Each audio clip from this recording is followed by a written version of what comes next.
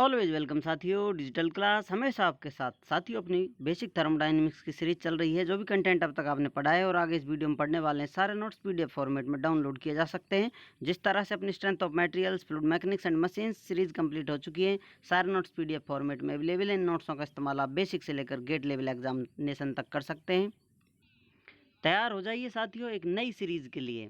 फिर से हम आपके सामने आ रहे हैं जनरल नॉलेज की क्लासें लेकर। जल्दी ही जनरल नॉलेज से रिलेटेड लेक्चर्स आपको प्रोवाइड कराए जाएंगे। आपके फीडबैक का हमें इंतज़ार रहेगा। अब तक जो सीरीज़ पढ़ाई गई है और आगे जो भी कंटेंट कवर किया जाता है, उसमें आपके क्या सुझाव हैं, क्या आप हमें बताते हैं।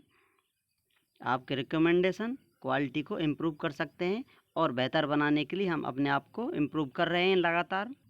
आप सभी का इन्विटेशन है न्यू सीरीज़ से कनेक्ट होने के लिए। आइए ज्वाइन कीजिए और फिर शुरुआत करते हैं एक नए सफ़र की। पिछली वीडियो में साथियों शायद एक रॉन्ग स्टेटमेंट था।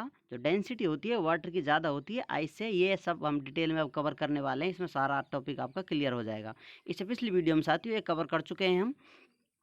यहाँ पर आप देखेंगे हम कांस्टेंट ड्राइनेस फ्रिक्शन लाइन। यहाँ पर टीएस डायग्राम देखेंगे साथियों। इसमें ड्राइनेस फ्रिक्शन लाइन क्या होंगी साथियों, जैसा आप देख रहे हैं ये अपना टीएस डायग्राम है।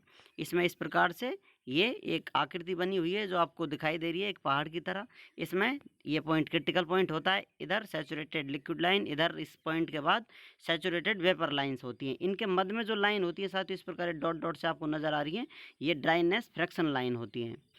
जानते हैं साथियों ड्राइनेस फ्रैक्शन क्या होता है, जिसे हम एक्स से प्रदर्शित कर रहे हैं। ये होता है साथियों टोटल मास होता है, उसको इस रेशियो से जो अपना वेपर होता है साथियों, इस प्रकार से इन दोनों का जो रेशियो होता है उसको ड्राइनेस फ्रैक्शन के नाम से जानते हैं। Ratio of mass of vapour to the total mass of mixture. यहाँ पर ये टोटल मास है साथियों, ये वेपर का मास है। ये जो रेशियो है इसी को ही ड्राइनेस फ्रैक्शन के नाम से जानते हैं।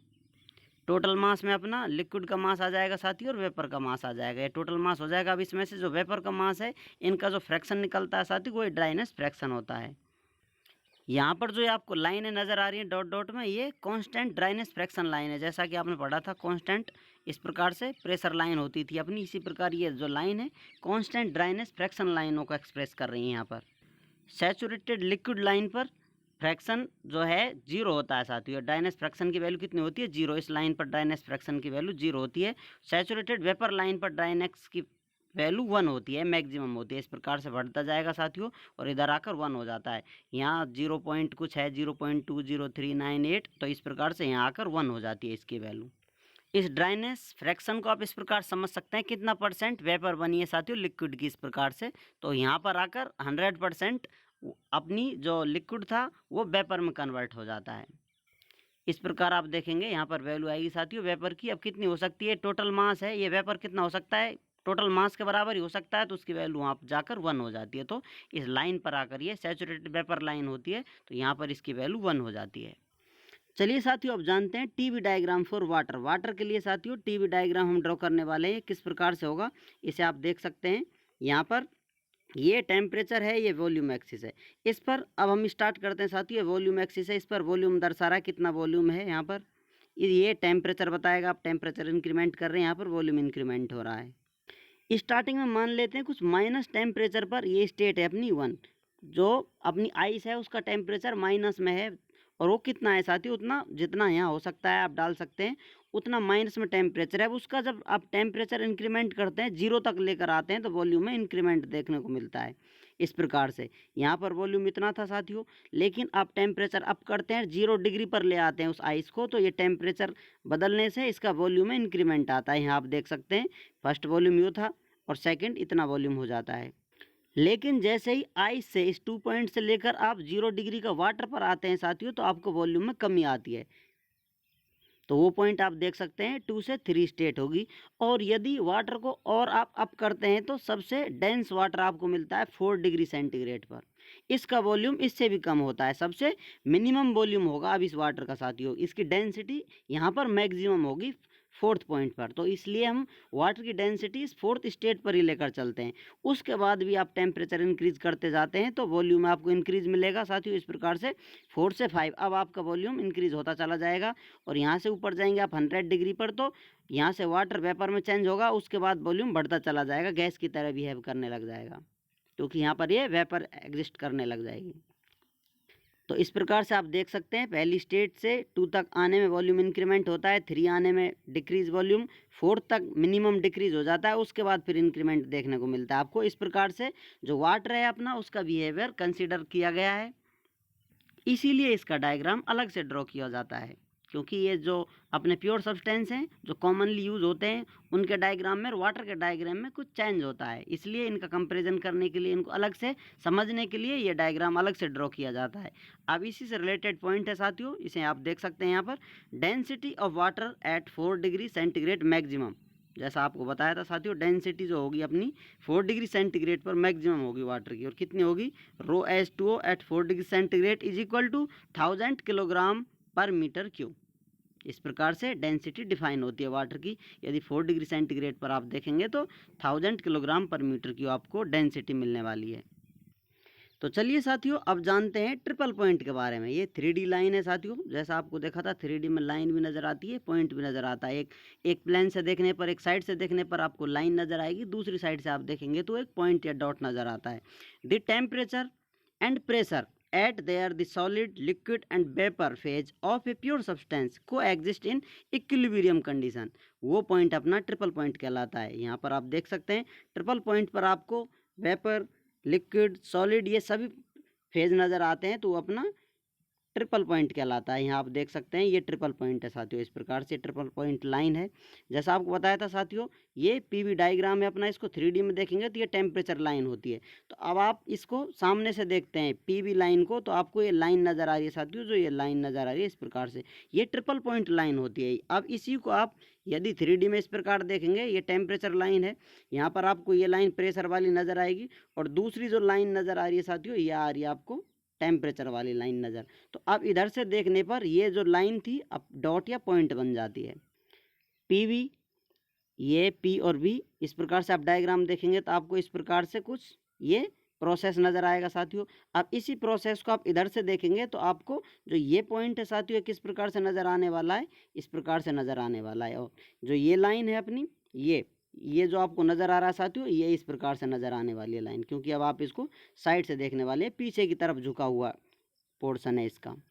तो अब इसमें आप देख सकते हैं यहाँ लिक्विड है, तो ये लिक्विड है साथियों, इधर वेपर है, यहाँ पर वेपर है साथियों, और इसके आगे जो फेज होता है वो सॉलिड वाला होता है साथियों, तो ये सॉलिड सरफेस है इसका।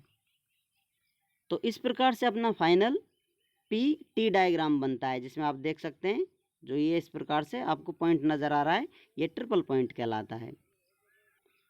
इसी पॉइंट पर आपको लिक्विड, वेपर, सॉलिड तीनों कोएग्जिस्ट इक्विलिब्रियम कंडीशन मिलते हैं। कुछ पोर्शन आपको सॉलिड दिखेगा साथियों, कुछ लिक्विड, कुछ वेपर फॉर्म में नज़र आता है इस पॉइंट पर।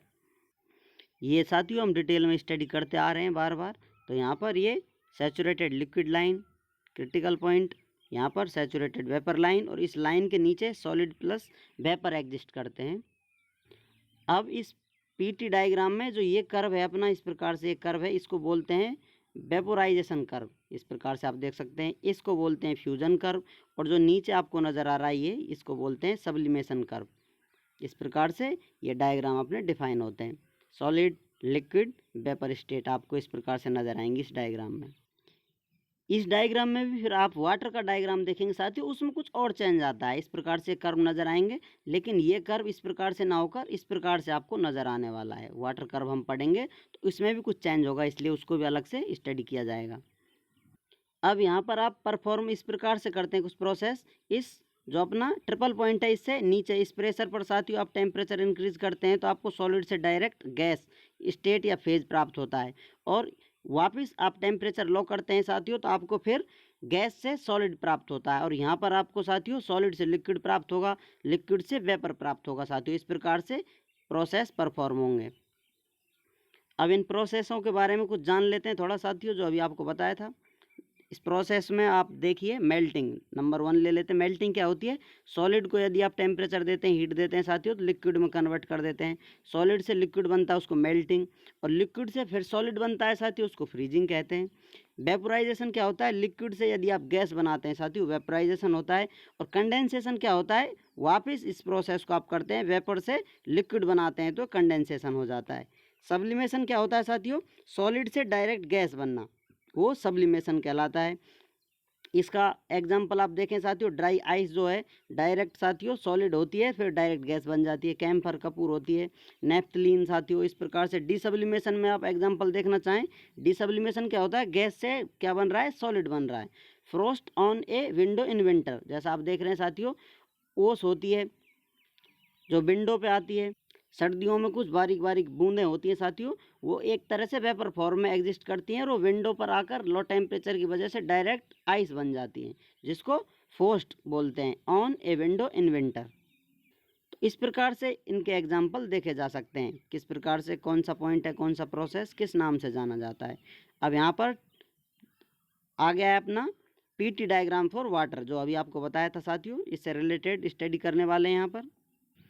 ये वही ट्रिपल पॉइंट है साथियों अपना, जो अभी आपको बताया था। इस प्रकार से कर्व बनता है इसका, और वाटर के लिए रिवर्स हो जाता है, उल्टा कर्व हो जाता है। यहाँ पर आपको पॉजिटिव स्लोप देखने को मिलता है। इस प्रकार से आप टेंजेंट लेंगे तो यहाँ एंगल मिलेगा, इस डायरेक्शन को आप पॉजिटिव लेंगे साथियों, तो यहाँ पर ये डायरेक्शन, इधर से एंगल मापेंगे आप, टेंजेंट लेंगे तो एंगल इधर बनेगा साथियों, तो ये डायरेक्शन इस प्रकार से हो जाती है, तो इधर नेगेटिव स्लोप आपको प्राप्त होता है। क्योंकि आपको इस प्रकार से एंगल कहाँ से ले रहे हैं साथियों, इधर से मेजर कर रहे हैं, या फिर आप एंगल इधर से मेजर कर रहे हैं, या फिर ये एंगल इधर से ले रहे हैं, तो आपको डायरेक्शन बतानी होती है, इसलिए पॉजिटिव नेगेटिव ले लेते हैं और वो आपको स्लोप बता देता है। इस प्रकार इन दोनों का स्लोप जो पॉजिटिव मिलता है हमको, और इसका जो स्लोप मिलता है वो हमको नेगेटिव मिलता है, क्योंकि एंगल मेजरमेंट इधर से किया जा रहा है। ये अपना फ्यूजन कर्व, ये अपना वेपराइजेशन कर्व है, ये सब्लिमेशन कर्व है, ये ट्रिपल पॉइंट है अपना, नेगेटिव पॉजिटिव स्लोप है। अब ये बिहेवियर साथियों वाटर में भी नज़र आता है आपको, बिस्मिथ में, एंटीमनी में, इस प्रकार के मटेरियल या सब्सटेंस में आपको बिहेवियर देखने को मिलता है। ट्रिपल पॉइंट पर आप प्रेशर देखना चाहें साथियों, 0.6117 किलो पास्कल होता है, और यदि आप टेम्परेचर देखना चाहें ट्रिपल पॉइंट पर तो 0.01 डिग्री सेंटीग्रेड होता है। इस डायग्राम में एक इम्पोर्टेंट पॉइंट देख लेते हैं साथियों। If any substance heated below its triple point, then solid directly convert into vapor, and this process is known as the sublimation। जैसा आपको बताया था पिछले डायग्राम में साथियों, यदि ट्रिपल पॉइंट से इस प्रकार नीचे लिया जाए तो सॉलिड से डायरेक्ट वेपर प्राप्त होती है हमें। ये सभी प्रोसेस आपको बता दिए थे, कौन सा प्रोसेस किस नाम से जाना जाता है। आप कुछ एक्स्ट्रा ऐड करना चाहते हैं तो आपके लिए स्पेस है। उम्मीद करते हैं साथियों सीरीज आप एंजॉय कर रहे होंगे। वीडियो में दी गई जानकारी आपको अच्छे से समझ में आई होगी। अभी भी आपका कोई कन्फ्यूज़न है तो आप हमसे कमेंट कर पूछ सकते हैं साथियों।